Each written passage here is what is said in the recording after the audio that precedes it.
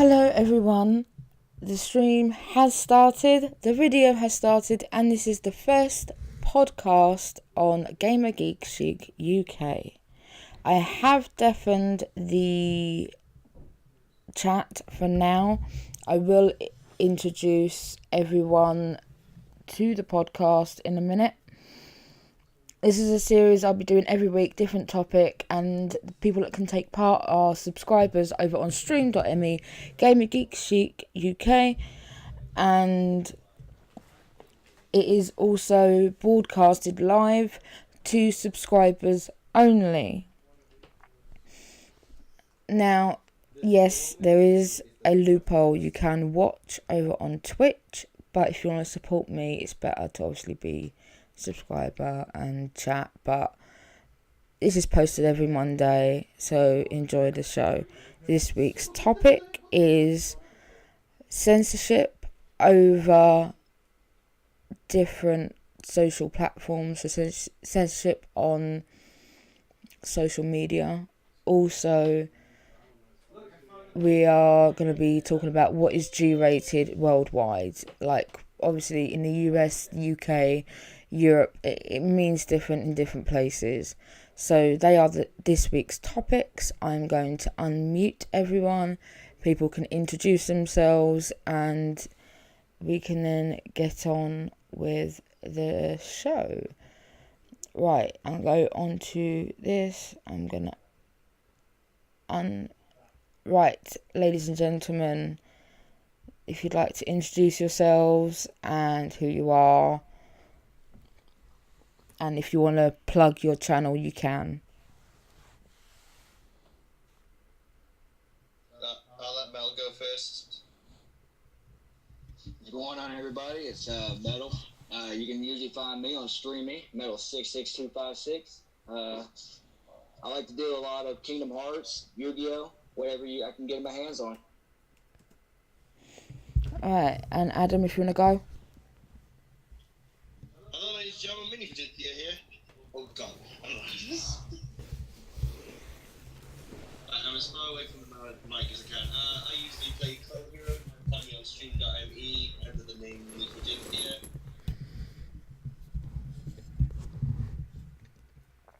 Fajithia. You also played by Nev Isaac, like me as well. You're my fiance, if people want to know who he is. And yeah, so we do have chat here.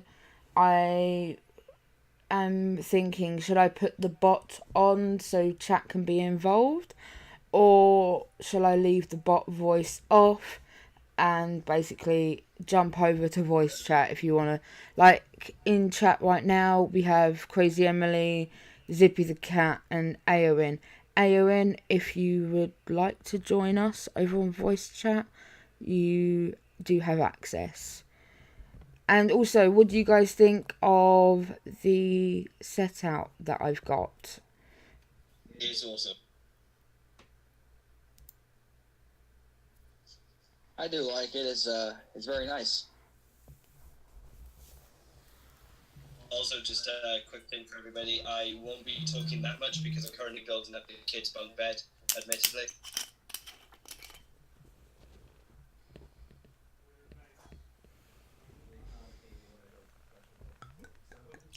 Oh, also, guest star that isn't a sub, it's just because they're in the house, and that's the Lozman, because he's giving Adam a hand building the bed.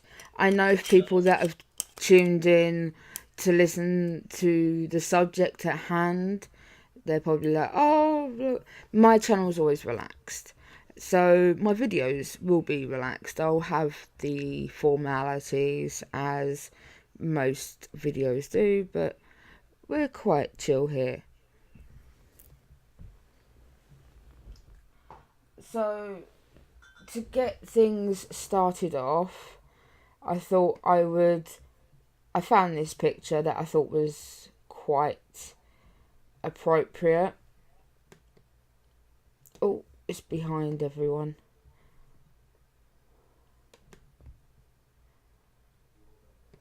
There we go. YouTube creators censored. Now, this has hit me, my old channel, because this is going to be posted on a brand new channel, fresh start. And also, I apologise for my lisp. I don't know what's going on there. I used to be a YouTube partner. I had quite a lot of money that I was earning. I wasn't getting it because I didn't have enough subscribers, but it was there. I had a good flow. I got videos that reached over 10,000 views, and because I didn't have enough activity, I lost my partnership. Many people are getting censored, yet people like John Paul and that are keeping the limelight. They're keeping advertising. They're saying that they're not, but it's clear that they are, because even I've seen them in my recommendation, and it's kind of like, why? I don't watch anything like them. I don't like them. They oh, not sure what that was. That wasn't on my end. Huh. Ah, Aaron is in the chat, and so is Tom, also known as Phoenix94. But what's your guys' views on like the YouTube creators, censorship, and stuff like that?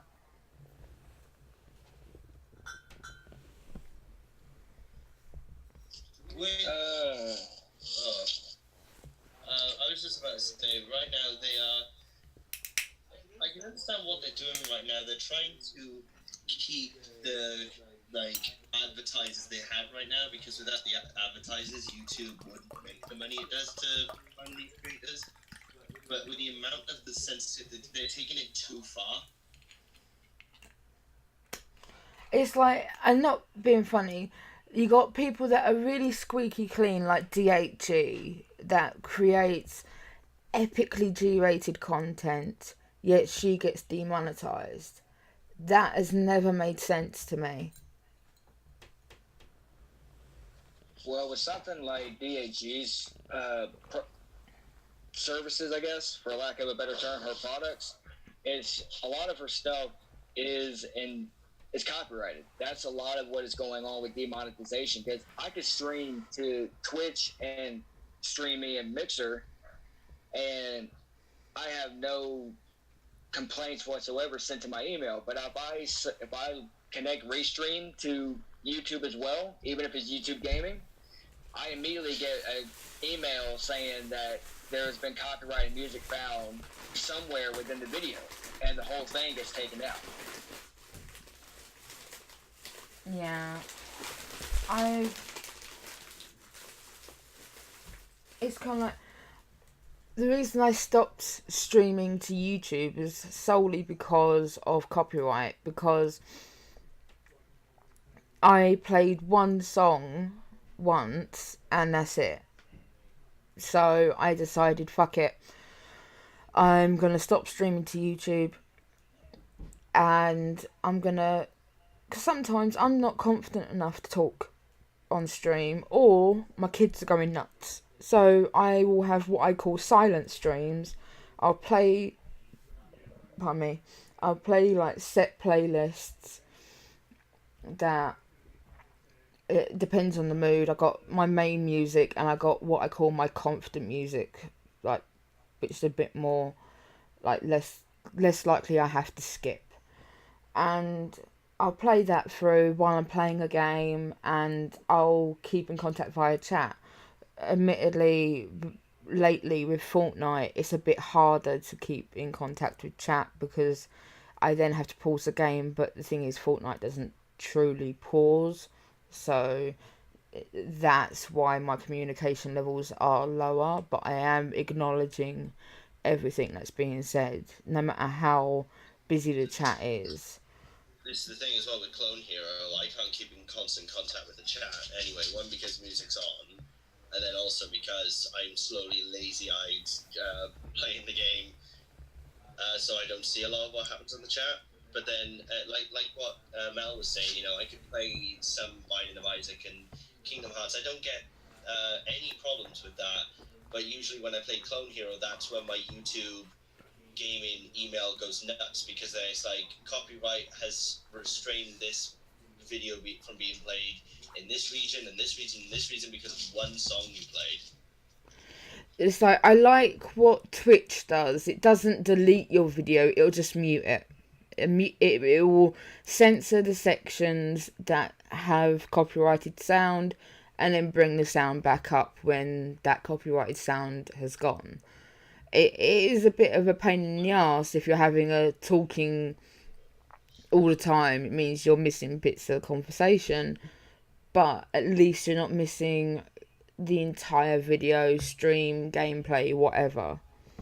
One that didn't make sense to me with the Twitch thing, though, was I like you said, it mutes certain parts.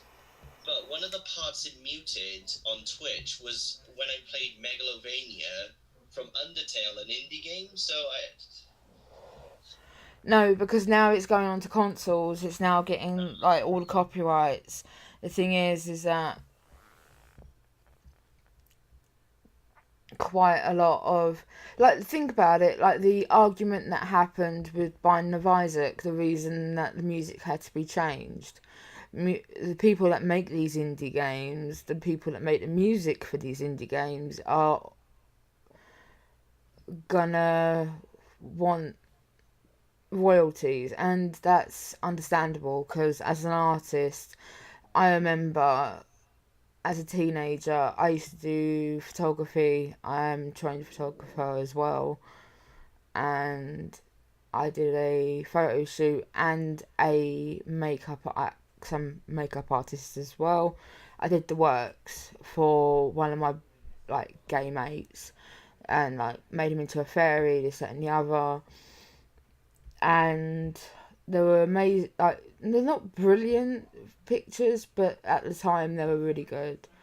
And the problem that ended up happening was he paid me a fiver, and that was just for the disc.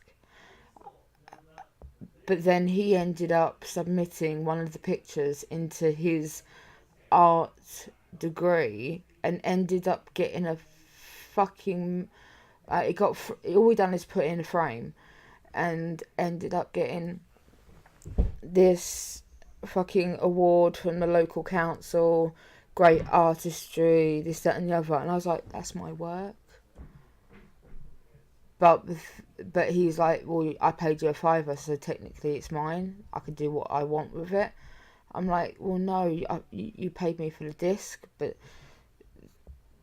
it's things like that piss me off as an artist, and it always makes me worry when I post things like for instance the Moogles, or the Luck of the Moogle, the Maneki Moogle that I drew.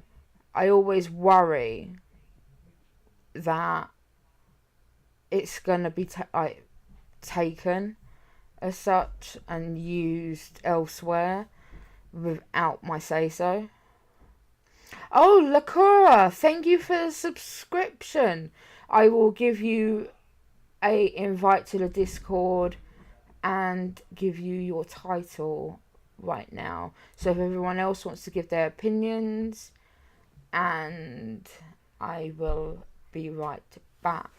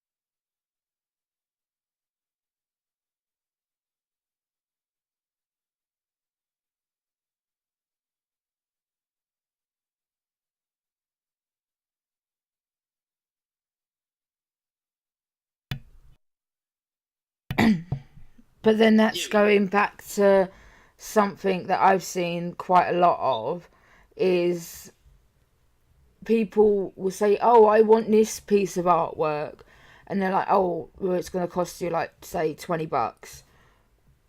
Oh, I'll pay you in publicity. It's kind of like, it don't work like that. Publicity isn't going to feed my kids.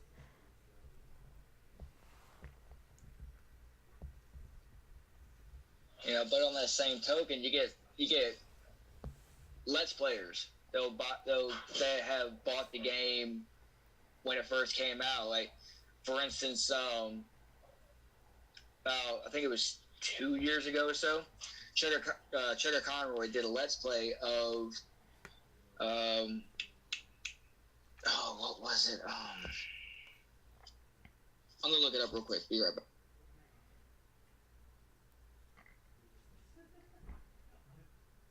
but for me, it's more like, just what's that thing called? It's more like word of mouth is a lot better than publicity itself. Like, I don't mean like you give people a recognition. Like, if you stream a game or you do anything and you get that out there, that's not the same as like someone just, you know, actually enjoying something. Like, certain games, like, people won't notice and won't play because they never heard of it. But unless someone starts streaming it and you go like, oh, I want to play this, I want to, you know, listen to this. But like, it's not the same though, because if the person never buys anything and just goes like, I'm enjoying the content for free, I don't need to pay for this, like someone else is willing to stream it for me and I get to, you know, enjoy this content, then you're not really supporting the actual creators of whatever it is. That's why sometimes they copyright it, because they want you to actually buy it. They don't want you to just go online and then look it up and then go like, oh, I got it for free, and then, you know, you never paid a cent for it, and then they just look at it and go like, oh, you know, like, sure, I'm getting the publicity, like Gamer said, I'm getting publicity, I'm getting, you know, recognition, but I It's didn't like pay for that. it's like what some like mums say to girls. It's like, why would, like, if you're giving the milk, why would they buy the cow if they're getting the milk for free, sort of thing. Exactly, like, you get the idea is that certain games you have to buy it, like, you have to, like, it's more of a thing that is censor it, not because they want to say, oh, I don't want to, you know, everybody to enjoy it. It's, I want the idea that if you pay for it, you get to enjoy the experience. You get to, you know, support the people who made it, and then you get to say, I get to enjoy this experience, rather than just say, oh, I can go online like YouTube, I can go on something like, you know, even the internet, anywhere. I can just Google it and find someone streaming it on, like, maybe Twitch, you know, streaming anywhere, and then just like watch it instead. Like, you're supporting the person who's streaming it, but you're not supporting the actual people who created the you know, whatever it is, like the artwork, the thing, because you're just watching it for free now at this point. Because if they're willing to stream it, meaning that it's going to be free, then you're not actually paying for anything. You're not actually supporting the company, because the person who, you know, is streaming it is supporting them by paying for it and by, you know, doing this. All you're doing is watching it and commenting on the sidelines. It's not the same thing. I get where you're going with that. I don't want to be the one to kind of like do the whole, oh, it's free advertising thing, because that was something that was like rampant on YouTube for quite a while. But it is like, you go and you watch your favorite streamer and you watch them play a game, and eventually they'll either watch you play the whole game and go, man, I want to play that, or halfway through the game they go, no, I want to see what happens next, I want to play this myself. I'm a bit funny. I have been sponsored by many companies on my old YouTube channel and on my Instagram, for things like circle lenses, and also being sent Aiden's favourite books when he was a baby, like That's Not My, by the Osborne Book Company, and they sent us like the next book that was coming out like 3 months in advance to read to Aiden on like video and then like review it. And obviously I got a free product and they got publicity. So yeah, that does work with the bigger companies. So, but with the indie companies, I can understand, because they can't guarantee an income, where the bigger companies, they've got so many, like they're foot in so many different ponds as such. But here's the other point I would probably make, but this is just me though, like not to anybody else.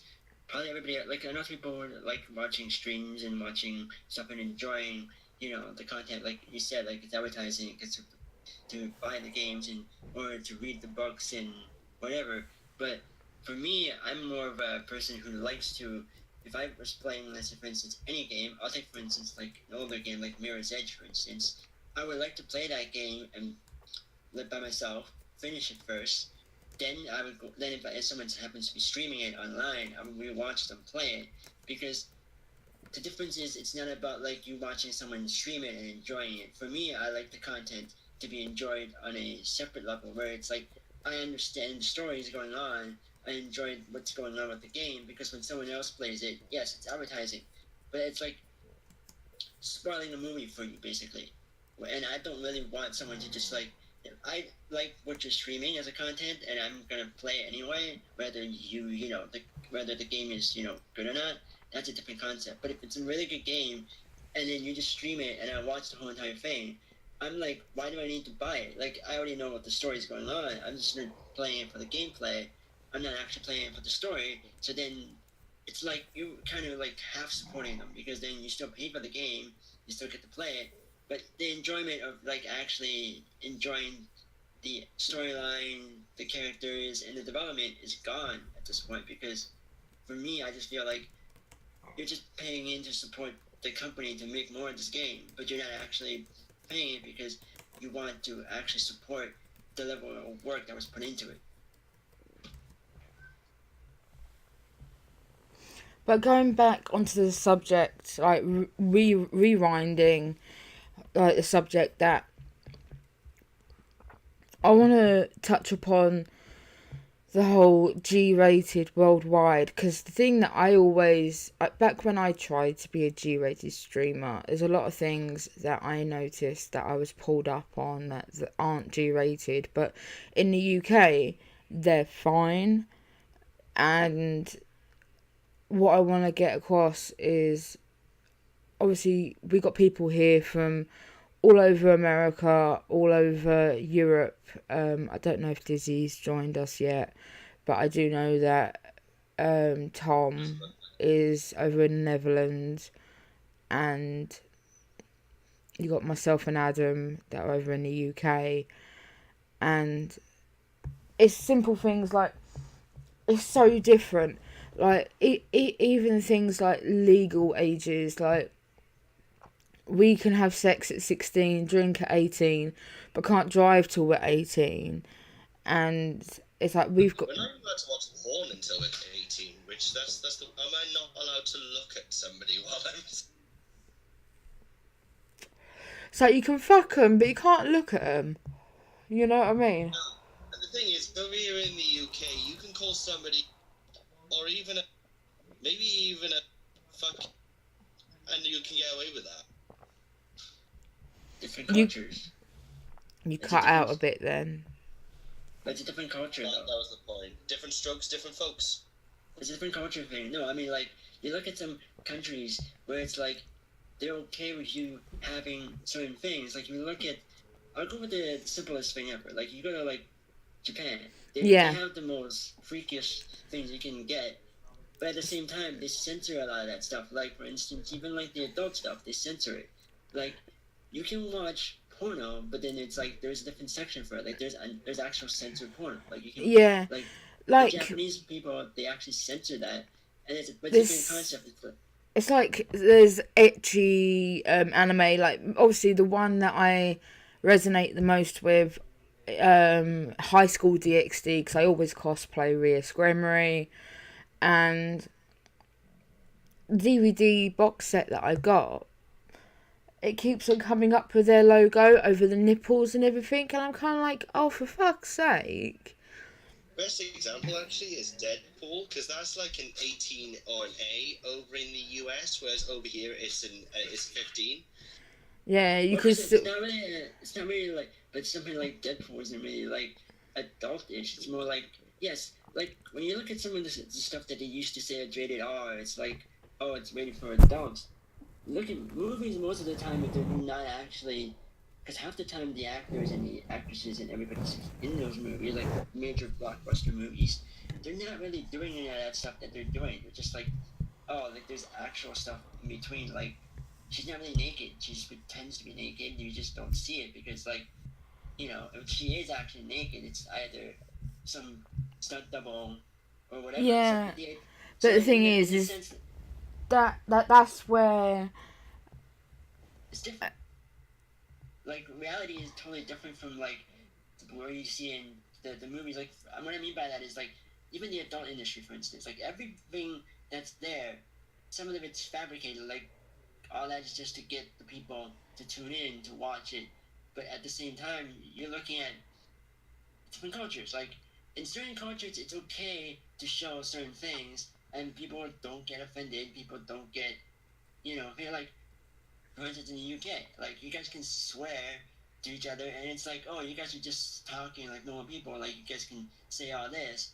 But in America, it's like, if you just do anything, like, what I mean by this is, in other cultures, even like in other countries, because I'm not someone who grew up in America, like I wasn't born here, but like for me, I'm looking at it going like, you go to other cultures, it's like, even in Japan, kids are exposed to like a lot of freaky stuff at a young age as a kid. Like, kid shows in over there will have certain things that are not, you know, kid friendly, but the kids won't really care because it's just a kid show. Like, the adults won't. It's also going on the lines of, over in Japan, it is normal for a 4 or 5-year-old to dress themselves in the morning, like smart attire for their school uniform, and make their breakfast, and then get public transport to school by themselves. That is the norm. Well, that depends on certain things, because I mean, a lot of places, parents will still probably do all the driving and taking care of them and all that. But I'm talking about, like, in general, like, even in, like, television, I'm just going for the television section, like, even some of the shows I watch that are, like, not cartoons, they have stuff that are, like, you won't see that in the North American version if they translated it or they redid it in the North American section, because they're afraid to show people, like, oh, like, if you got to see, like, a little bit of, like, a, you know, like, you get to see a girl naked for like 5 seconds on screen, on like on anything in the Japanese show, right? The American show would just censor that or edit it out and just like take that part out of the complete thing. And because the thing is, in America, they censor it so that the kid doesn't know anything about, you know, sex and all the other stuff till they're actually which in this case, it makes it kind of like, you know, not worse, but like it just creates confusion. Like, because you're trying to teach kids like sex education or anything later in life, like when they're in high school and they're discovering that, you know, I can do this, I can do that. But if you got them to be, you know, what you call it, like unsensitized to the idea early on, they wouldn't care. They wouldn't be like thinking like, I want to do this, I'm going to do that. The only reason why you got so many problems in other is because of the fact people don't get exposed to it early, and then when they do get exposed to it at that age, it's harder to just control it because then they're like, they want to do what they want. They don't have the, you're no longer in the phase of controlling them like little kids. Oh no, it's like, right, I was brought up in a very open household. I was brought up even more open than most UK households. Sex and that, because I hit puberty really early. I was 4 years old when it started, and I'm, you know, full British, and even I came into a household like, what the fuck these guys are. Yeah, but to the point where, like, my 15th birthday, my mum bought me, she gave me 50 quid to go to central London to buy my first vibrator and that. I wasn't, compared to everyone else, I wasn't sexually active, but I was sexualized, but I was contained. Because I was exposed to everything, I knew better. Obviously, some people will say I don't know better because of recent circumstances. They will say, obviously, you're over-sexualized because you got caught up in a grooming sort of thing. But at the end of the day, I feel I was more responsible because I knew these things. Like, I wasn't having sex without condoms if I did have sex. I wasn't going out for one night stands. Yes, I've done some wild shit over the years, but it was consented and thought out and planned out. It was never spur of the moment. I always go for like STI checks, even when I'm with a partner for a long period of time.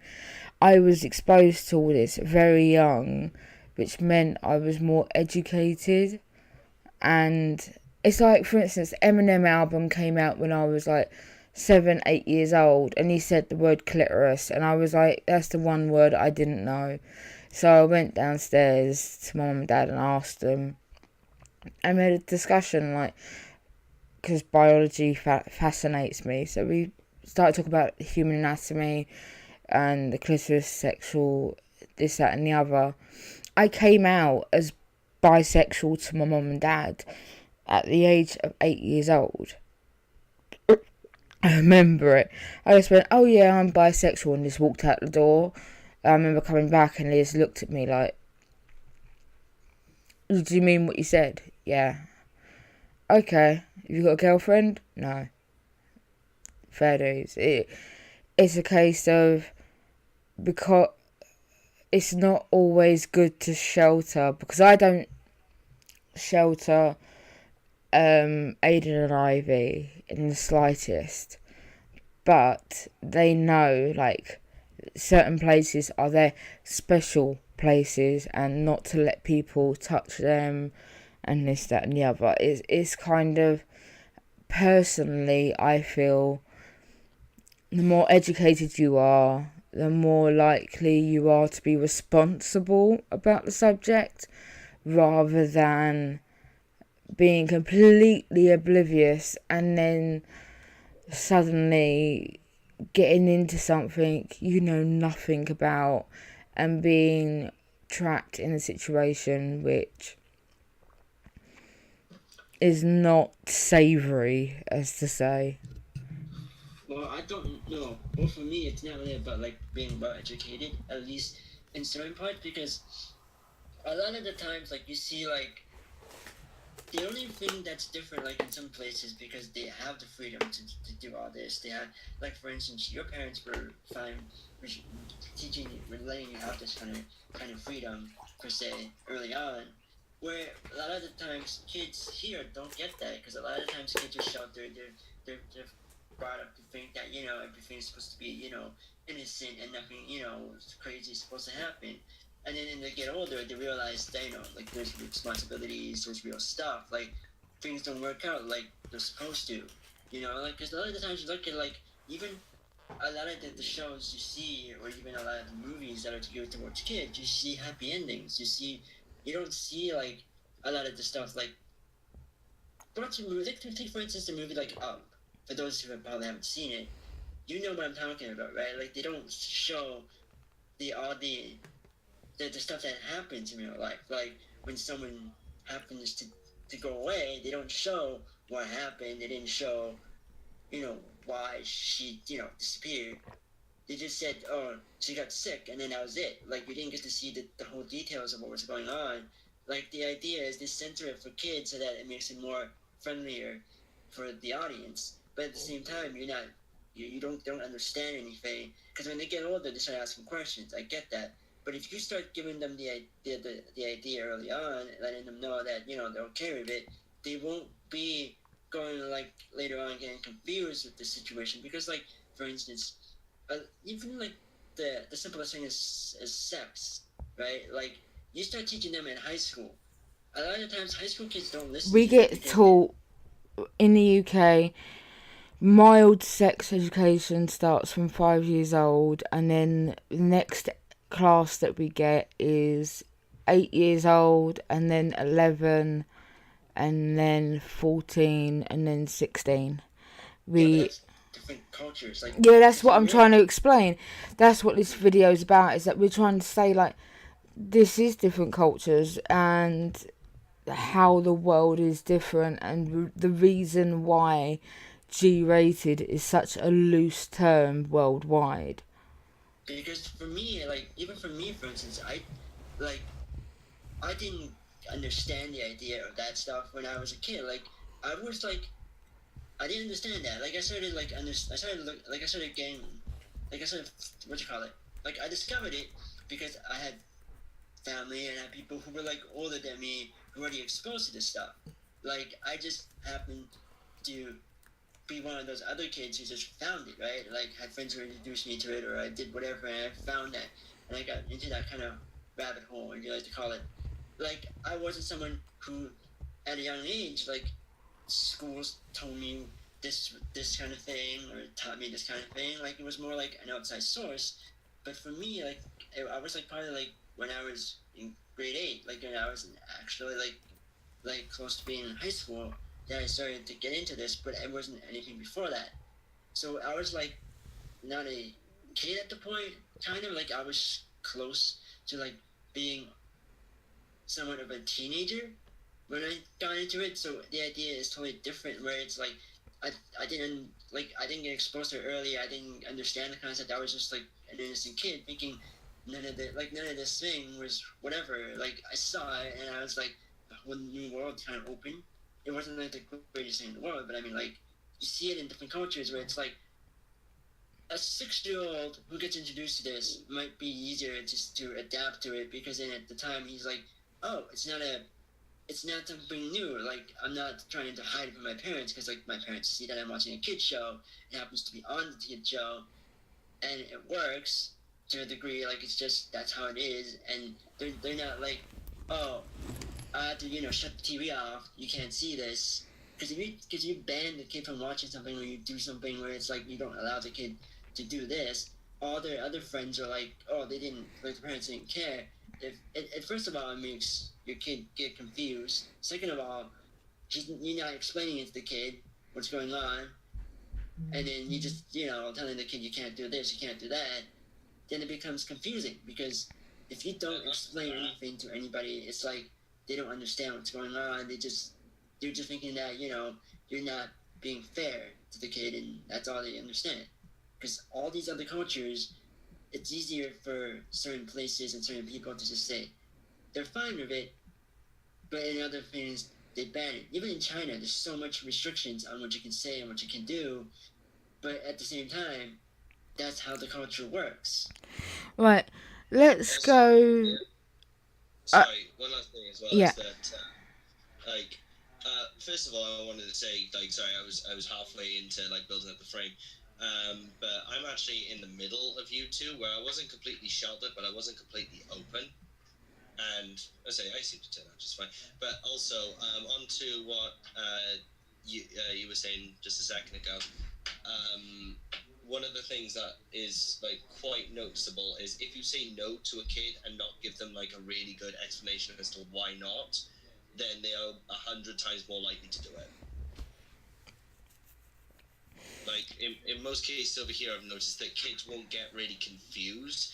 That, like, you say to a kid, don't smoke. A lot of kids here won't get confused. They will probably just, especially over in this country, over here in the UK, especially with just the type of generation that unfortunately we're raising, kids are more likely to go, well, my mum's telling me not to smoke, I'll just go and smoke then. But before we carry on, let's go through everyone, and I mean everyone, that's including you, Tom, and Erin, and Emily. I want to know what your birth nationality, like what your heritage is, and where you're from. So, because obviously many of us here are multicultural. So I'll start off. I have a British and Turkish Cypriot background. but I'm obviously London born and bred, so that's where my views and upbringing has come from. So what about everyone else? British heritage, Welsh born and bred.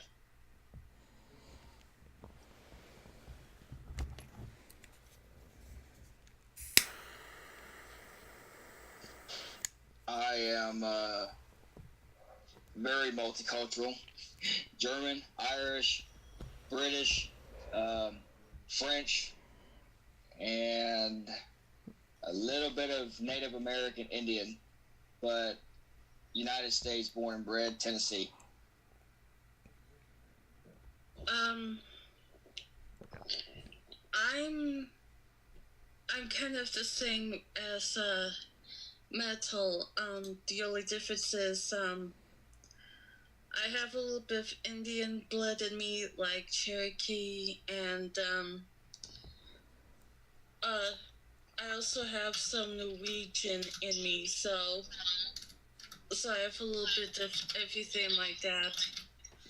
And I'm also American born.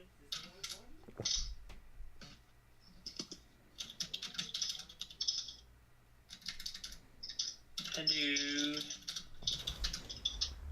Hello. Can you hear me?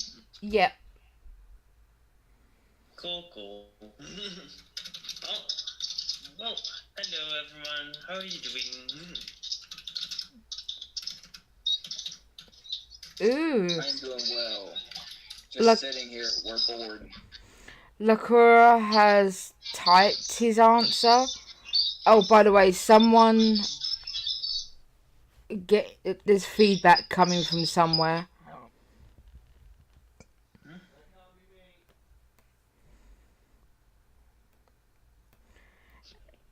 Basically, someone that is on microphone is listening to the stream, and it's causing a backlog of sound. Does that make sense? But anyway, Lakura typed his answer, and it's Vietnamese American born for Lakura. It's me that's echoing, is it? If that's me that's echoing, let me double check. Oh my god, my desktop audio. Right, hold on.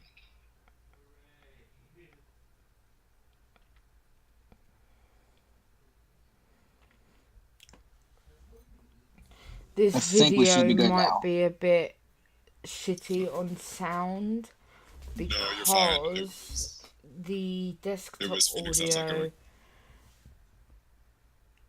wasn't turned on. But lucky enough, I had the laptop loud enough and the microphone close enough.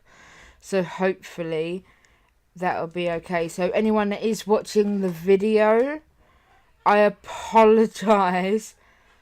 The first video is gonna be fucked.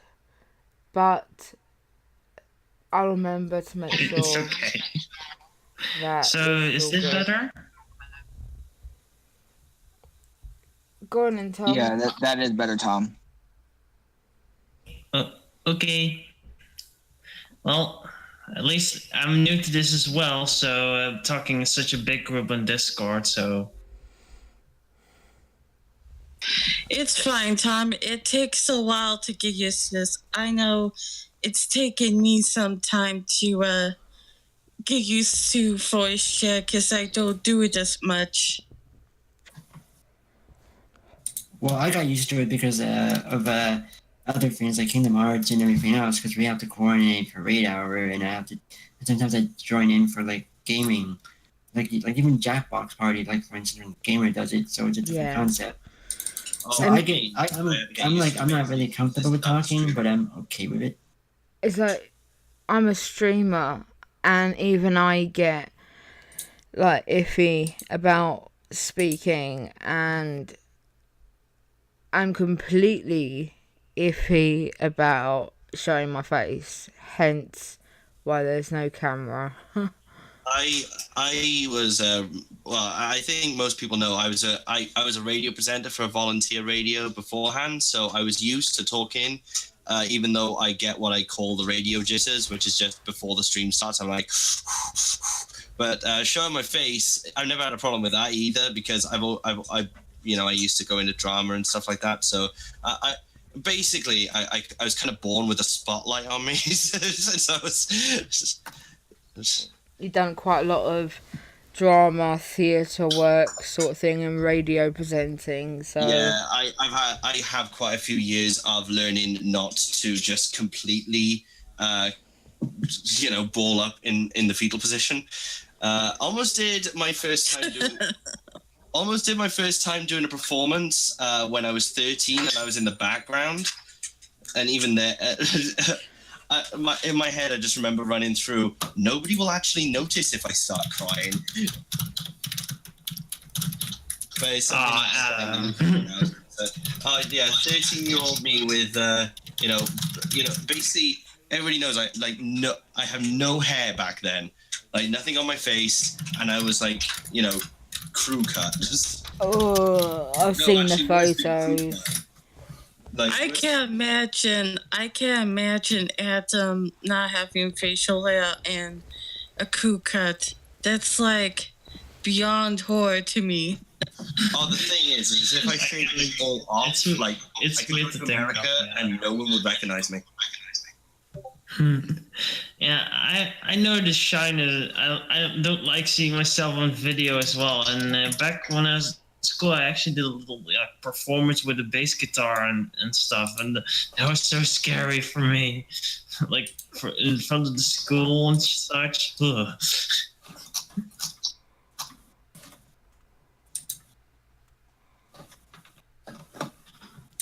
So, Aorin, you're yet to talk. Come on. You joined Jackbox Party. Everybody wants her to talk. Join us, one of us, one One of us. One of us, one of us. What is this, a cult now? Make Bretto proudo. This is not a cult. You don't have to listen to them. Now, in my case, I do have The happy Moogles, everyone. Join the dark side. We have the same type of cuddles. jitters. I do get the same type of jitters that Adam gets, but in my case, it's usually more so I never have anything to say. And with my stream hours, the only person that ever really shows up is you, Zara. And even then, I really don't have anything to say. So that's really the only reason why I never talk.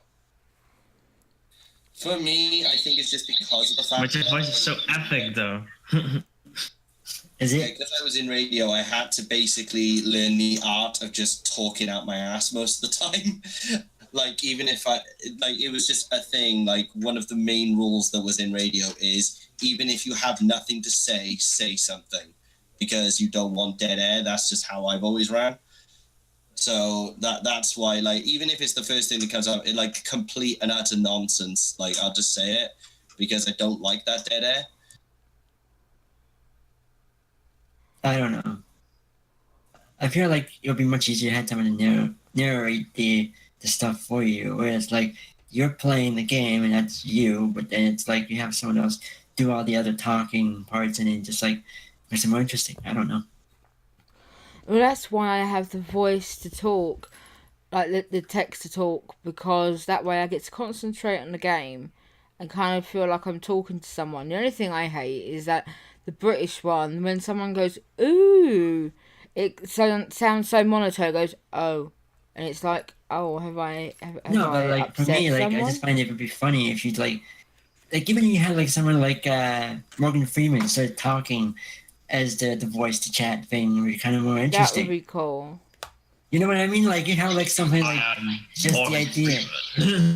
You know what I mean? Like you have like the idea, like just someone like James Earl Jones, Morgan Freeman, someone who has like a deeper voice to just start speaking while you're playing, Oh, I Make it love more interesting. Morgan Freeman.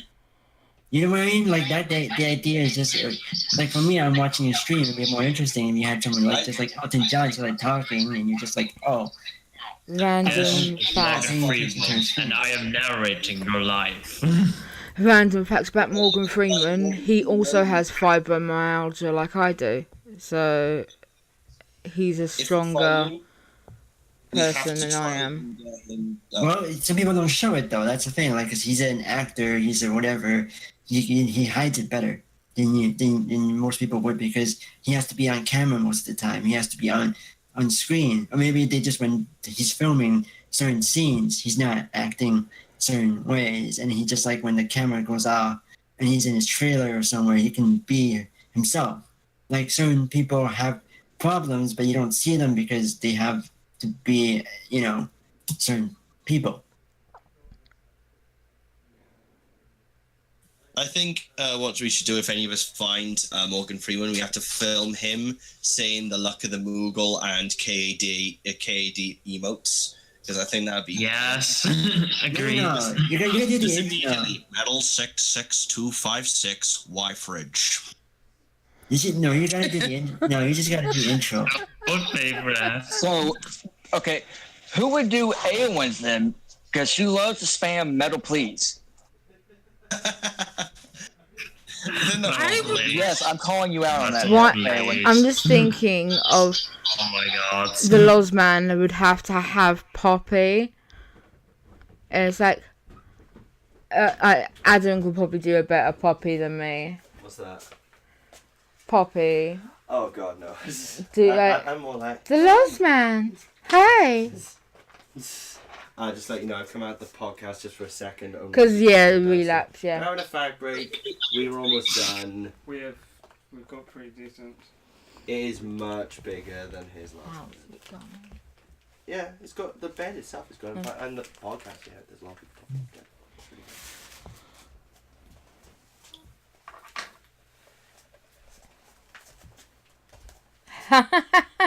In the text for the people that are watching on Monday, Metal's just bless you.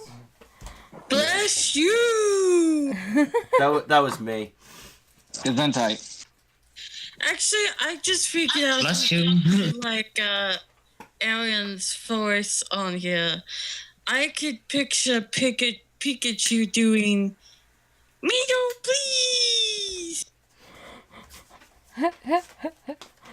Bulba. Bulba. Shaw. No, I think I would. I think if you're gonna get. I think if you're gonna do it that way, I think you should get like. I think you should get John Goodman to do that.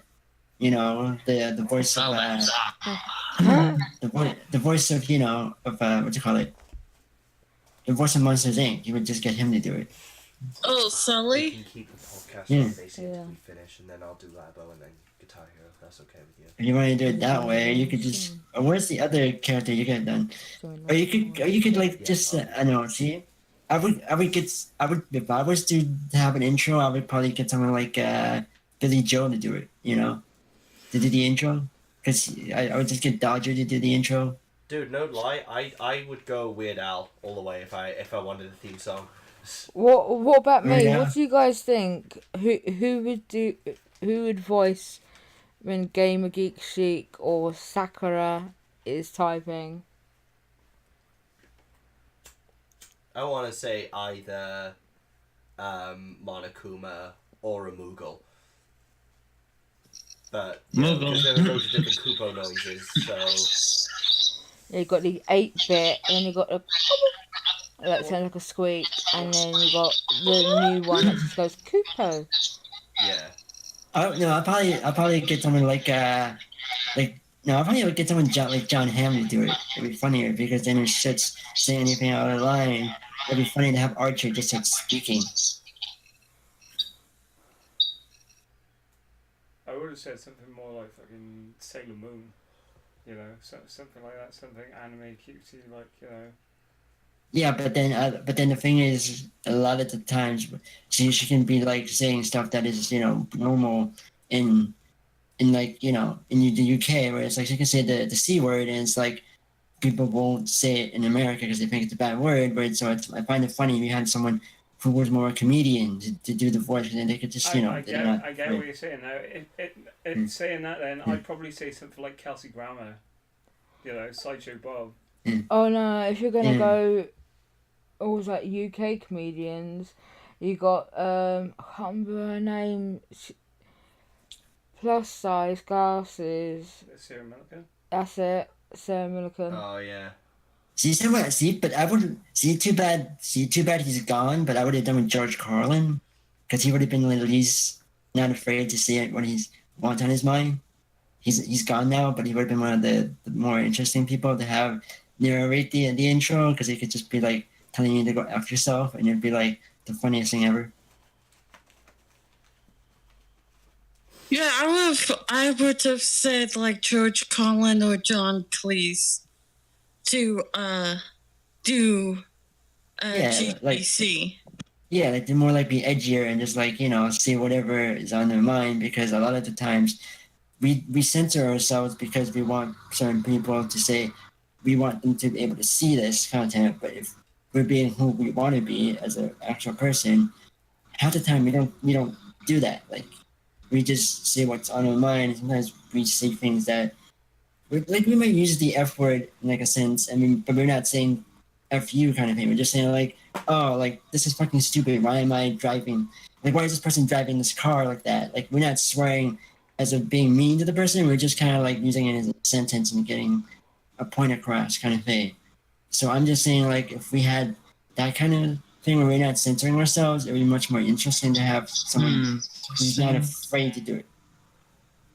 Oh, I thought of one for when I'm typing, like literally just because I know I can do the voices. But yeah, I get the idea of having like some interesting. Oh god, wasn't it? You confused Ryoki with that, didn't you? Yeah, because I confused Ryoki because she thought somebody was playing Crazy Taxi because I did the voice. Ryoki is in chat, by the way. It would literally just go, "Mini Virginia, white fridge." But if I was to have someone do my intro, I'd probably pick Meatloaf as my intro. A lot of people, like, because he actually can sing. That's the difference. The thing is, I would do anything on stream. You know what I mean? Like, do that. Like it's funny though. Like you think about someone like Meatloaf. It's like but he isn't like someone who you would expect to be like, oh, I can do all this. Like he ain't someone. Like he ain't like. What do you call it? Like a good-looking guy, but he at least has like the voice that can actually sing and actually works for a certain thing. Like in the point, like a Weird Al, like he's not someone who you look at and go like, oh, he's a good-looking dude, but he has a voice that works. People actually like his music. So, going on to censorship, obviously we've talked about YouTube. One thing I want to bring up is Instagram, because I was, before I deleted my profile last year, classified as Instagram famous, over a few thousand followers, constant activity, sponsorships, this, that and the other. And I've noticed, especially as someone that is known on Facebook with my BBW group, that they do post like what is classified as glamour modelling, which is nudes but tasteful nudes and stuff like that.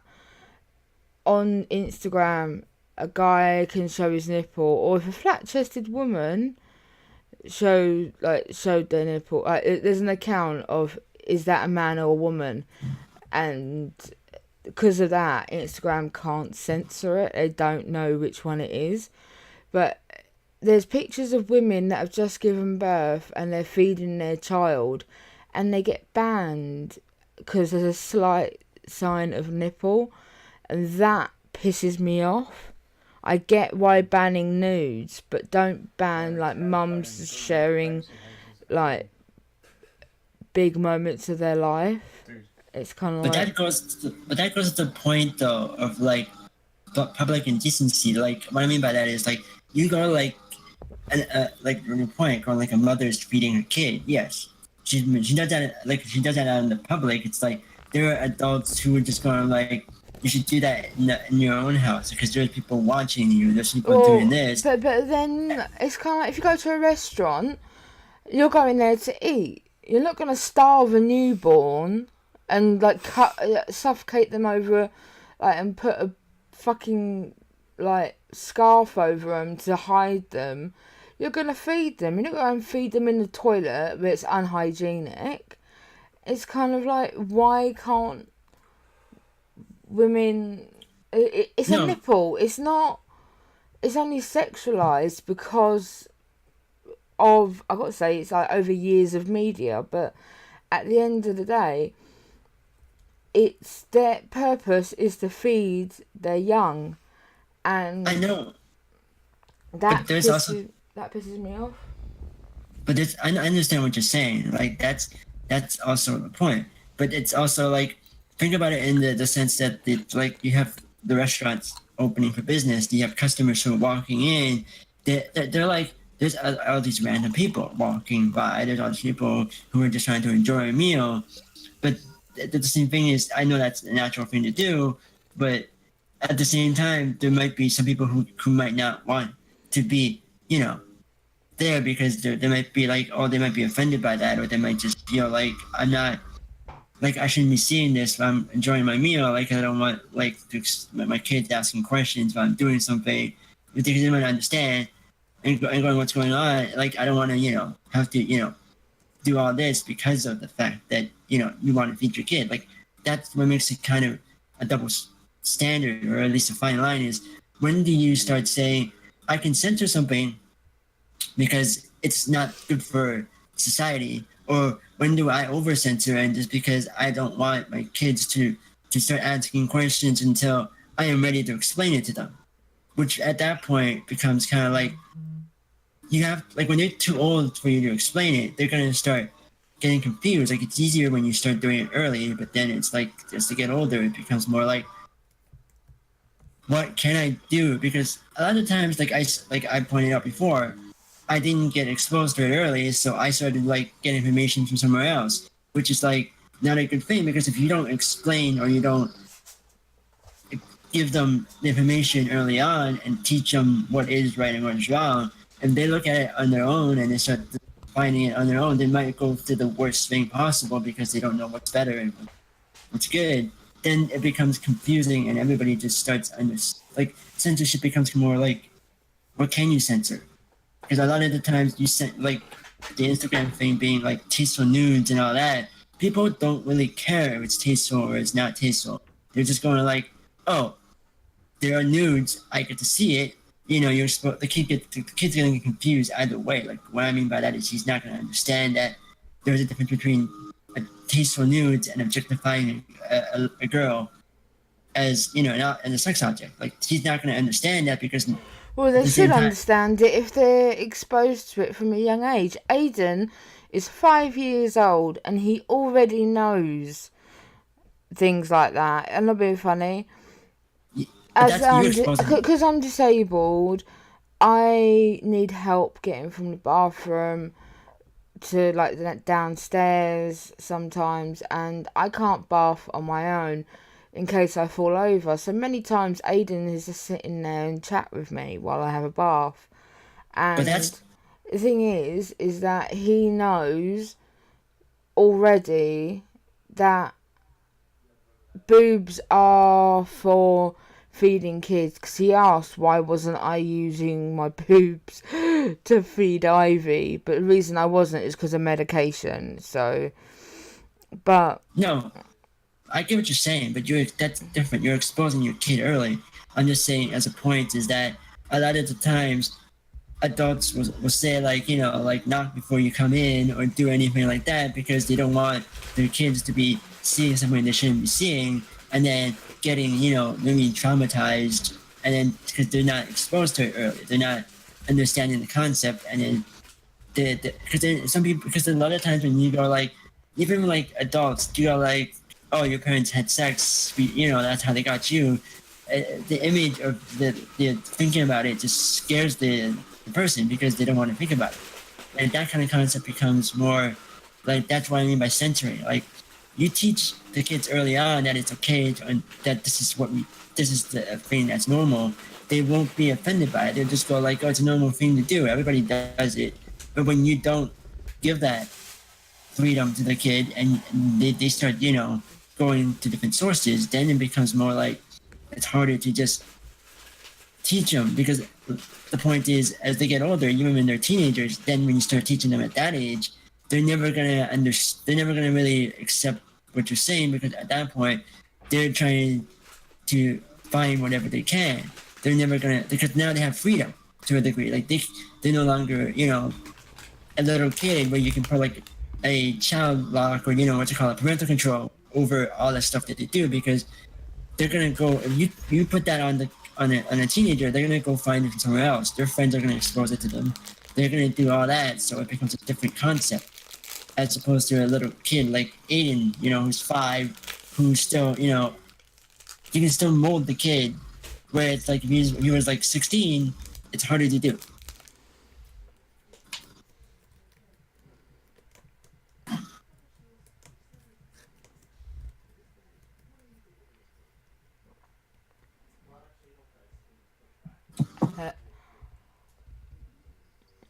So, has anyone got anything to say as a rebuttal to what Zippy's been saying, or an input of it'll be funny, like Metal, your parent, what would you say, like with your kids or your little one?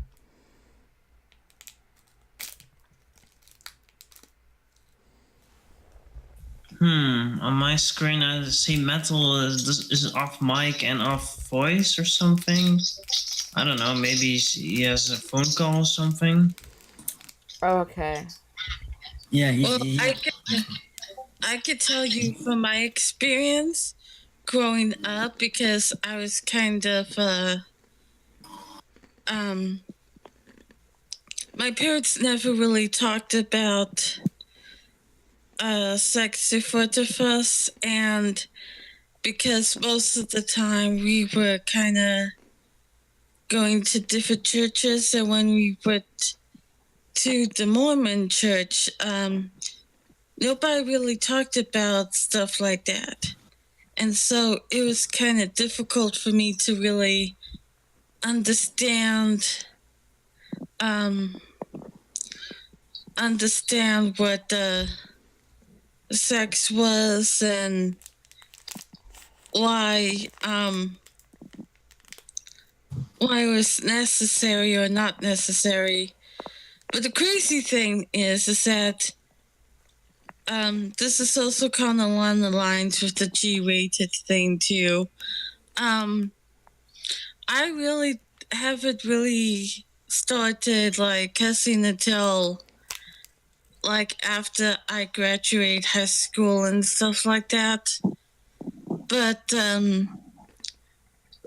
growing up, we're not supposed to watch R-rated movies, although most of the time we do have R-rated movies at home, and we watch Hellraiser, Freddy Krueger, and all that stuff, very gory stuff. So and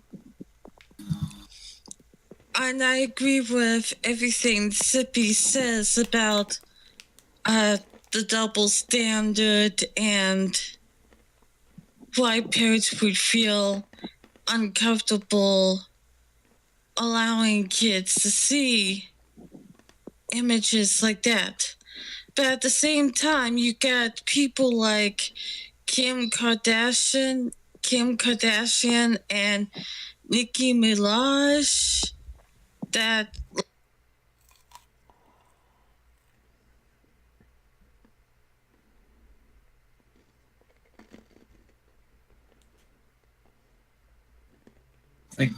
but yeah, to finish the point, I understand what Emily is saying now, that but this generation is more screwed up in that sense, is that people like Kim Kardashian can be famous because of it. But the point, I'll go back to another point that Emily was making, was like she said she grew up in like, you know, a church household, someone who went to church. I get people who go to church. I get people who are more like involved with, like, you know, that kind of community. But most of the time, the church is teaching you that, you know, sex is more like, if you're not gonna like, you can only have sex once you're married to the girl, and the only time you can have sex is if you are making a baby. Like like anything else after that isn't really considered like a good idea. Like, you know, like saying that sex is like a sin. Like, you know, like people who have sex before that is, you know, committing a sin and committing a crime, and maybe they're not. But from my understanding, is that's just how I see it, because a lot of the churches like would teach you that, you know, you have to repent for your sins. Like if you do something bad, you have to, you know, explain it, and, you know, in front of everybody, and or in front of, you know, the thing, and say, I did this, I did that. Because a lot of the times you go to these things and you want to, like, to be safe, but then at the same time they're just teaching you that you shouldn't do this, you shouldn't do that until you're ready for it. But when are you going to be ready if nobody's telling you when it's okay to be ready? I don't think that's all churches, because the one that I went to is pretty lax. To give you guys a bit of an example, while my parents aren't devoted Christians, my grandparents were, and so I used to go to Sunday school. I used to like learn a lot about the Bible and stuff like that. In all fairness, like not all churches are like that. I mean, yeah, they say that wait until at least the age of, at least over at my Sunday school, they were like, look, sex is something that will probably come natural, but at least just wait until like the age of consent. Like over here in well, in the certain church that I went to, I mean, even when it came to like sexuality and stuff like that, I came out as bisexual to my grandparents, who, like I said, are devoted Christians. They were like, oh, that's brilliant, kind of thing. So I think it really does depend on the church more than the actual entire religion, in my opinion. I know. I just had to add that in, like, seeing as I had grown up in a Christian household, I thought it's not all religions. I think it's more big. When it comes to that, though, I'm under the consensus of let kids do what they want to do, but at least set some ground rules, you know? Like, we, for the most part, do let Aiden do what he wants, but he will always be told when he's stepping out of line, kind of thing. Like, we won't just let him say, like, cussing and blinding at every turn. We've always said, you're not allowed to use these words. You're not allowed to do this, this, and this. And he understands that, in all fairness. So I think it's more letting the kids have that sort of freedom where they don't feel so closed in, but at the same time making sure they know right from wrong. It's a whole nature versus nurture sort of situation. Exactly. Yeah. Because I get those points.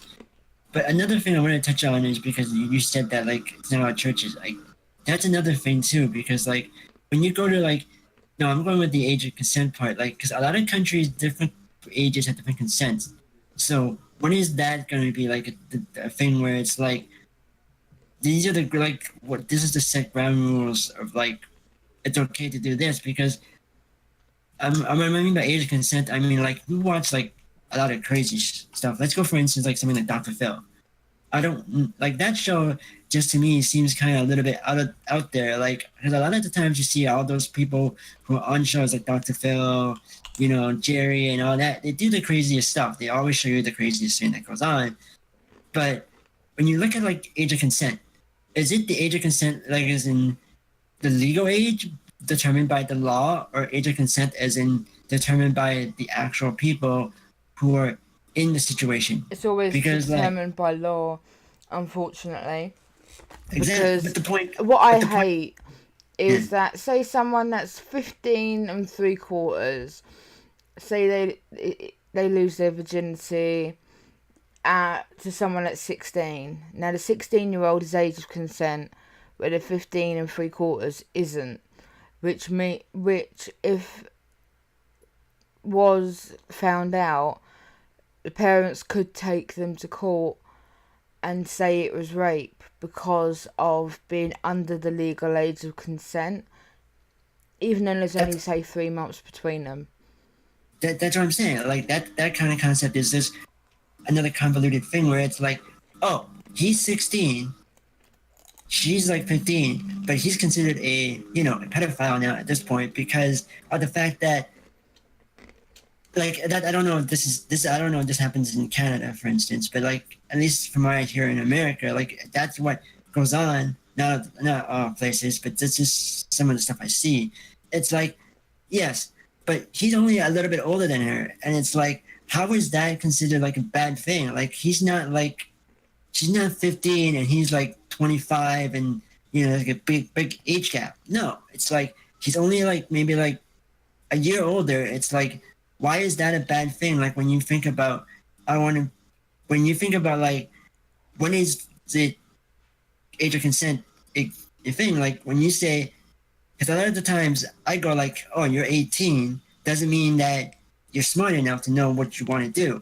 Because at that age, I didn't even know what I wanted to do, and I was still just in over my head. It wasn't until like I got over like 25 and older that I started to realize where I wanted to be and what I wanted to do. That's when I started to like get into the idea. Like, it was like a lot longer than that. So in my experience, it's like, even though you are like, yes, I graduated high school, I'm going to college now, doesn't make you an actual adult. Even if the law says you're an adult, I don't see it that way, because I see it as you're just a kid. You're still trying to discover what you want to do and what you want in life. Because a lot of the times, what you did in high school might not be what you want to do as an adult. Like, for instance, the girlfriend you dated in high school might not be the girlfriend you dated. You will continue dating after high school. It doesn't always work that way. So I don't get the point is the age of consent. Like, when it comes to the whole thing where the law says you're an adult now. So if you do anything wrong, we can legally, charge you as an adult for this crime, no matter what the crime is. Whereas he's still just a minor in most cases, because of the fact is, even though he is old enough, mentally he is not ready for any of this, is what I'm trying to say.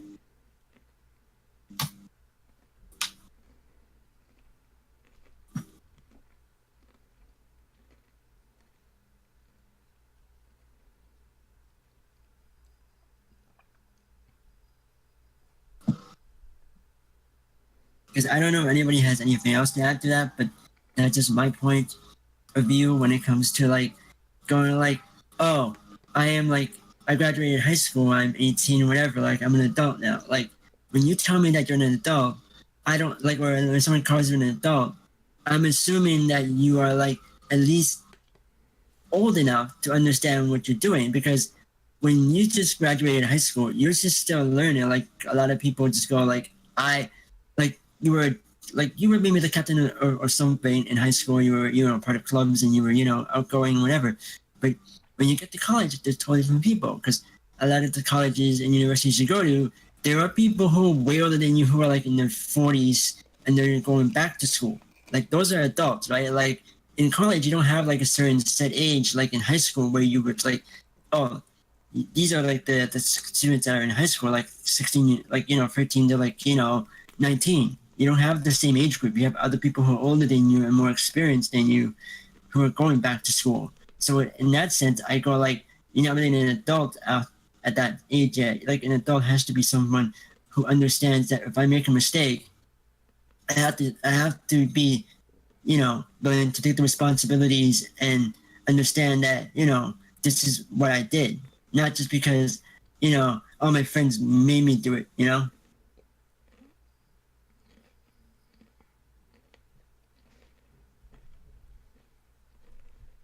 Yeah, I can understand that. But also, I also think that it's also the parents' job to really teach the kids that if you go do something wrong, expect the consequences. Most of the time, kids get away with so much because the parents are not teaching them the things they need to know to teaching them the things they need to know to not do the bad things. But can I make a point on this though? But it's probably, I don't know, it's part of the subject. But do any of you think that hitting a child is a bad thing as opposed to a timeout? If I put this in a context, like if a kid did something wrong, would you? I don't mean like hit them like as in like you like keep thing like, I mean like you just give them like a ruler to the hand, or like, you know, like a spanking, like yeah, like an actual, like just telling them that you did something wrong. Like personally, what I actually do with my two little ones is the only time I will lay a hand on them, mainly because of legal reasons, and also because of just general worry that I'm doing something wrong. I will only ever raise a hand is if they're going to do something dangerous. Like when Ivy was really little, she went to go and chew a wire. So do you know what I mean? It's like you spank their hand, kind of make them realise that is dangerous, that is wrong. Because because for me, I grew up in a household where when I did something wrong, I got hit. But I grew up in a generation because like most of the people who grew up in like the earlier generations, they got hit. Like it wasn't a thing that was like, oh, it wasn't a thing where it's like it was bad. Like you could just say, oh, my parents hit me. You know, the counselors got involved. Everybody's wondering what's going on. No, it was like you did something wrong. You got hit. You didn't tell your teachers about it because you knew it was like, oh, I just got hit because I broke this. Like I drove the car. I wasn't supposed to drive it. I got into an accident. My parents got pissed, and you know they punished me. Like that was just the simple thing that we grew up doing. At least for certain kids who grew up in that generation, they got that, and it was like they understood the concept. It wasn't like, oh, it wasn't like something that made them be anything different. It was just that they understood that I did something wrong, I get a punishment. Because I think that when you go, maybe in this generation it's a different concept, but I mean like, because I always say that when you give a kid, because in this generation, all the kids have all the freedom they want. They have everything they ever want because for certain people, they grew up without technology, right? Like if you, like you probably understand this, but like you grew up in a world where technology didn't exist yet. Like you didn't have, you know, flat screens, tablets, everything else when you were growing up. You didn't get that. Like your phone, you didn't have, you know, all the touch screens. It was just, you know, a regular phone used to make phone calls.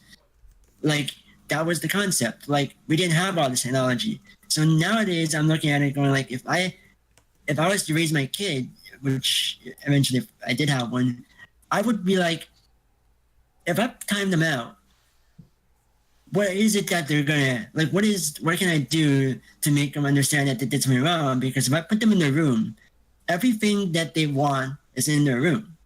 They don't feel timed out. Like you could say, oh, you can't be on your computer, you can't be on this, but they'll always find something to do to distract them, where it becomes more like you're not actually giving them a punishment, because they're not going to understand. Some kids might be smart and understand that they did something wrong, and then eventually you go, oh, I'm sorry I did this.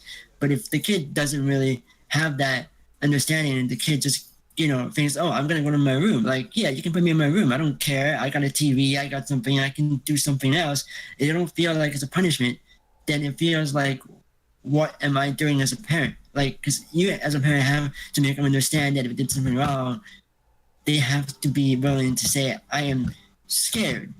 I don't mean like put the God-fearing or whatever you call it. Like you don't want them to be afraid of you, but you want them to understand that if they did something wrong, they're going to be like, oh shit, mom's going to kill me. Or when dad comes home, she's going to be pissed off. Like you want that kind of thing.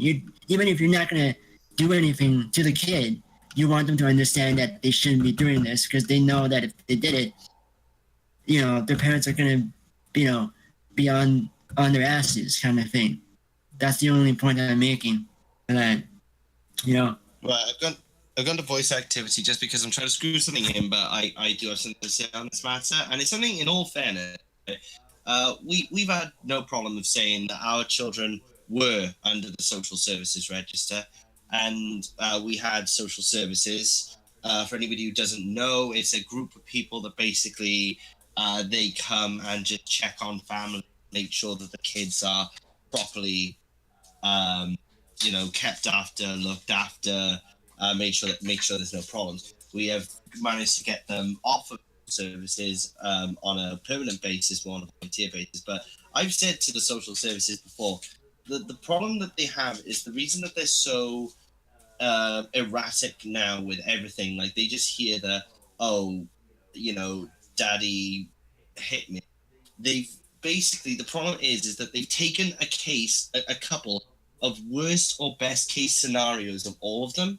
Like in the case of spanking, they probably looked at results of where kids were saying they were scared of being hit by their parents, but they could be the worst case scenarios of those people, like actual bad parents, not thinking about people who, and I was, if I did something wrong, I know it was a slap across the ass, and I deserve that.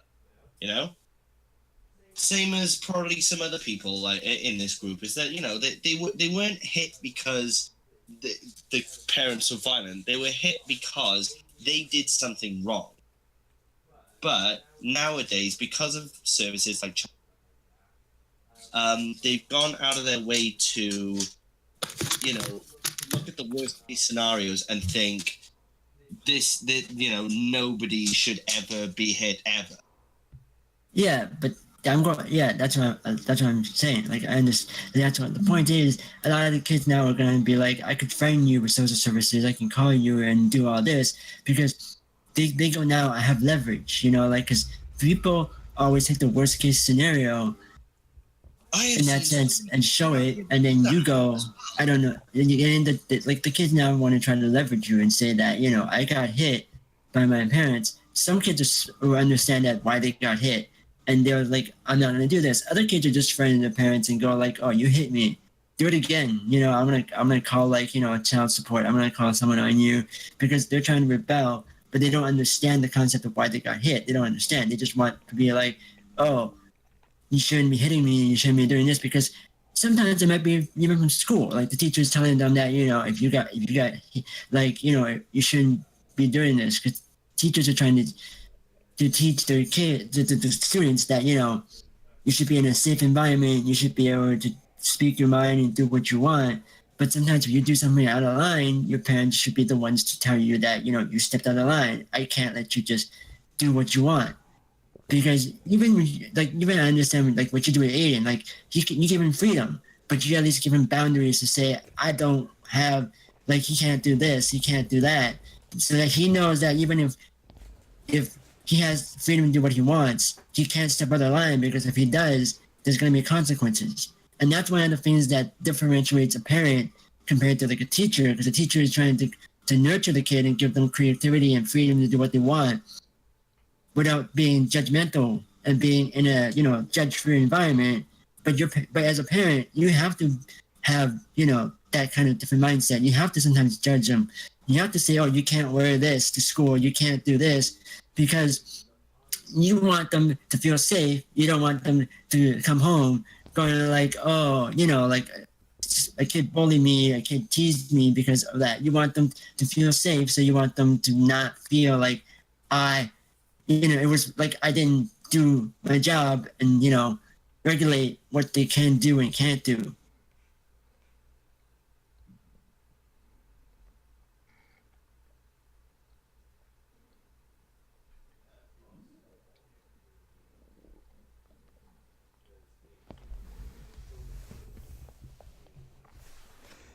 Has anyone else got anything they would like to add?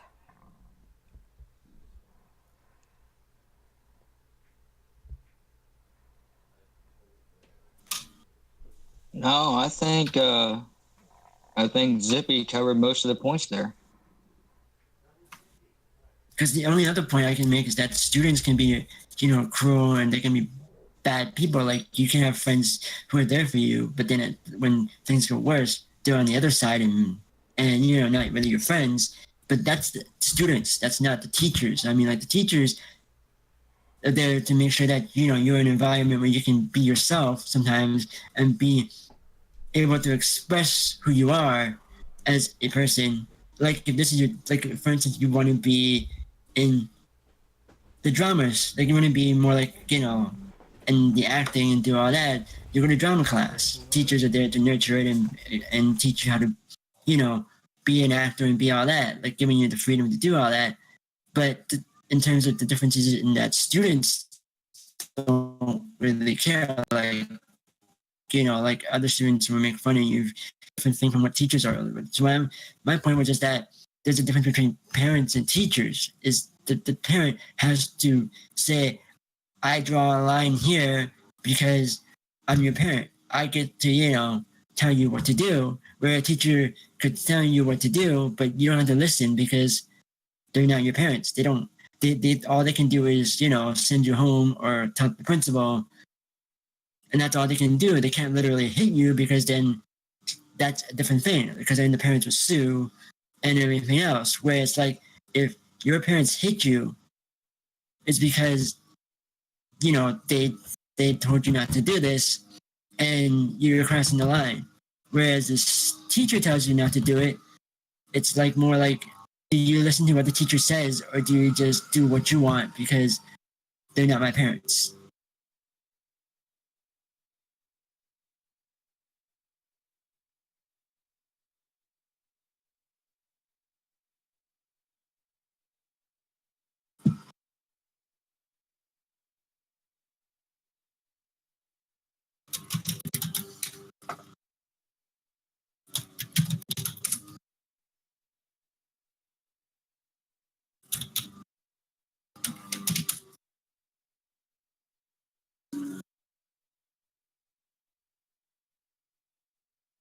Because that's one of the things that I don't really like. That's one of the things that makes it kind of like society is just screwed up, is because some people will say it's fine to do this because I grew up in that generation where I got that, and then so I'm not saying like I'm carrying it on. I'm just saying that I'm willing to say my kids did this, they should understand punishment, and then other kids are going like, I never got hit because my parents are willing to let me do what I want. It's freedom, but if you don't regulate it and you don't have a fine line of saying what they can do and can't do, and you don't have some sort of fail-safe where it's like if they cross the line, they know they're gonna get punished for it, but the punishment isn't just like go to your room. Then it's a different concept. Like you don't have to hit the kid, but you have the ability to make them understand that if they cross the line, something really bad's gonna happen to them. And you're not like scaring the kid, but like you just tell them that this is what's gonna happen. Then it becomes more.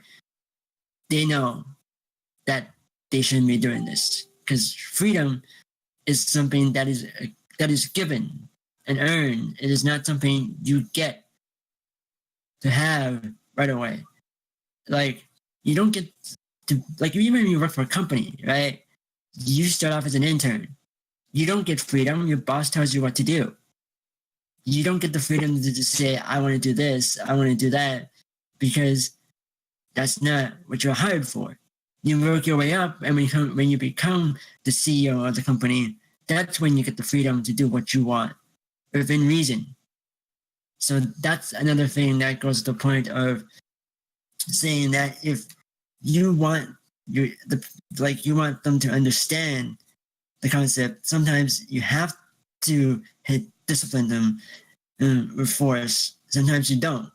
But if you don't do it at all, it feels to me like they're never going to understand anything because they feel like, oh, I get to do what I want. Because if the kid finally gets hit, they're not going to know what's going on because they've never been hit before. Like, it's not saying like they get bullied at school kind of thing. I mean, like if someone just hits them because they stepped out of line, they're going to be shocked. I'm not saying that that's the case for most people, but it might be for some because they don't see that as, oh, my parents are gonna hit me. So when someone else hits me, they're gonna start, freaking out. And it's just, I don't know.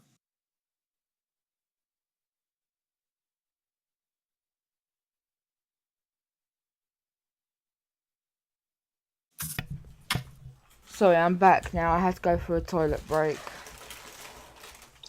Welcome back. Welcome back. Welcome back. Welcome back. But as to the point of answering Metal's question of how we got to this point, it's more like censorship. It's still considered censorship, though, in a more public setting. Like, what your kids wear. You're censoring them what they wear because you're saying that, oh, you can't wear this to school. You should be dressing more normal. Like, that's what I mean by, like, when it goes to punishment. Like, you're more like censoring what you, as an adult, you're trying to censor your kid to say what you can do and what you can't do.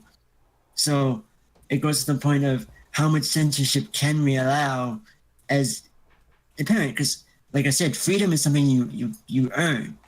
Like, being able to drive a car and being independent on your own is something you earn. Your parents can't just give you a car just because you got your license at 16 or whatever age that you got your license in whatever country you're in. Like, freedom is, like, that's what I'm saying by censorship is, like, we are letting, this generation have the freedom to do what they want. And because we're afraid that if we censor them too much, that they're going to rebel and do something else. Where that's what the idea is, that when is it too much censoring and when is it too little? Because if you censor too much, then it becomes like they're going to go somewhere else to get the source and it might not be the correct information. But if you censor too little, you might get them confused because then you're just like sharing information that they might not be ready for, and they might just get lost and confused as to what's going on, and then they might have, and then and everybody else is trying to explain it, and they can't understand it and take it in. It becomes too confusing. I don't know. That's just my point. We're leading with the punishment thing. Anyone can add to it if they want.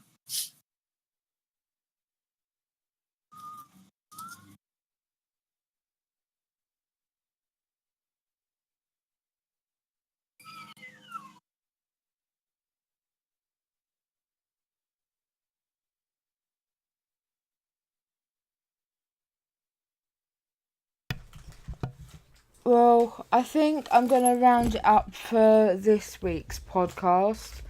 What we'll do is, obviously this is a weekly thing, we'll discuss on Discord what will be the most appropriate subject for next week, and we'll probably do like a straw poll or something. Thank you everyone for joining in. Thank you for the new subscriptions, and also thank you for just taking part in general, whether you was in voice chat. I hope I helped. You're welcome, PGC. It was actually kind of nice to do something like this. Right. So I'm going to mute the Discord chat now and end the video. Thanks, guys. You're welcome. Have a nice day, everyone. You too. Yes. Have fun. Right. And this is the end of the video for this week.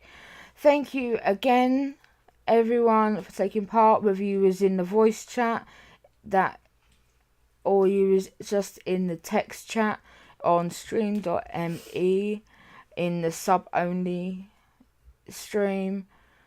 Thank you everyone. I'm gonna put the slide over. This is my schedule or gaming schedule, because I do stream every day. I'm using this video as a way to announce kind of what I'm doing and what I'm planning. Mondays, obviously because of the reset, I will do Kingdom Hearts Union Cross Global, but there's room, obviously, for another game if I want to play it. So that's why the question marks. Dissidio on Tuesday. Again, there's room for another game. Wednesday, basically catching up on mobile games like Kingdom Hearts, NA and JP and Danmachi. Thursday is for JP because 4 o'clock in the UK is the midnight reset, so the Friday tweet, so the new medal or whatever, and I have room for another game. Friday is for Fortnite and Kingdom Hearts Union Cross Global because of the Friday tweet. Saturday, I plan to do Binding of Isaac or just a big game. It could be Fortnite, but Binding of Isaac is obviously one of my main games. Or if the weather is good, because it is getting better here, going out with the kids and live streaming Pokemon Go. And obviously Saturday evening is the podcast. Today was the first one, and Sunday is Danmachi because of all the quests are open, so I can grind and make sure I can level everyone up. And Kingdom Hearts Union Cross JP because of the Monday reset, again because of the time difference. In between that, because especially with the mobile games, sometimes they might not take so long, so I will play other things or new games or like Stardew Valley and Fortnite and Binding of Isaac, all different things in between. And obviously, yes, many people will know the Sword Art Online I do play, but because of personal reasons, I will either play it personally or I'll play it in bits when I feel I can face it. But anyway, thanks everyone for an amazing stream. I think even though there was the sound difficulties, it was a good first use of the sub-only category. Make sure to follow on all the platforms that I'm on, which is stream.me, YouTube, Twitch, Instagram, and Snapchat. The Snapchat is only available on my Discord, and you'll be invited into my Discord if you're a regular on the other platforms. So, as usual, and as I always end every stream and every video, may your heart be your guiding key. Take care, everyone, and love you all. Kudos to all.